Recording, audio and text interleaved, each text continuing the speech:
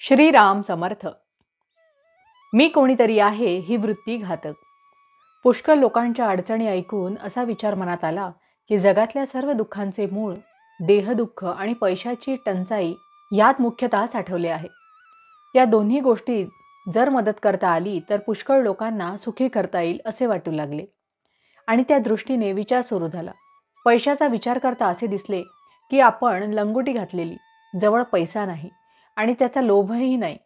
आता दुसऱ्याला पैसा द्यायचा म्हटले म्हणजे त्याचा प्रथम आपल्या ठिकाणी लोभ उत्पन्न केला पाहिजे, तरच तो मिळवावा अशी बुद्धी उत्पन्न होईल. नंतर पैसे मिळवणे आणि त्याच्यानंतर तो गरजवंताला देणे. पण हे करणे वाटते तितके सोपे नाही, कारण दुसऱ्याला देण्याकरिता पैसा मिळवावा म्हणून जो लोभ प्रथम आपल्या ठिकाणी उत्पन्न केला तोच पैसा सोडताना आपल्या आड येईल आणि दुसऱ्याला पैसा देण्याची बुद्धी मारेल. म्हणजे परिणाम असा होणार की दुसऱ्याला पैसा तर देता आला नाहीच, पण आपल्या ठिकाणी मात्र आधी नसलेला पैशाचा लोभ उत्पन्न झाला. यात दुसऱ्याचे काम तर नाहीच आणि स्वतःचे मात्र नुकसान झाले. दुसरी बाब देहदुःखाची. ज्याची देहबुद्धी मेलेली आहे त्याला दुसऱ्याच्या देहदुःखाची जाणीव होऊ शकत नाही. म्हणजे दुसऱ्याचे देहदुःख नाहीसे करावे अशी बुद्धी होण्याकरिता स्वतःच्या ठिकाणी देहबुद्धी जागृत करावी लागेल. समजा इतके केले आणि दुसऱ्याचे देहदुःख निवारले तरी त्याला पुन्हा देहदुःख भोगावे लागणारच नाही असे कसे होईल? आज झालेली पोटदुखी बंद केली तरी कालांतराने त्याला ताप किंवा इतर आजार येणारच नाही असे कसे होऊ शकेल? म्हणजे देहदुःख कायमचे टाळता येत नाही आणि पैसाही देता येत नाही.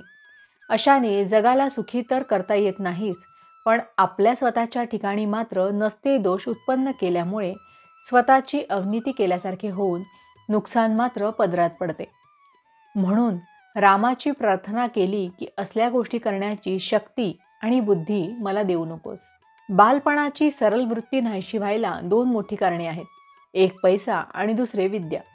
दोहींपासून मी कोणीतरी श्रेष्ठ आहे ही वृत्ती उत्पन्न होते आणि ती घातक असते.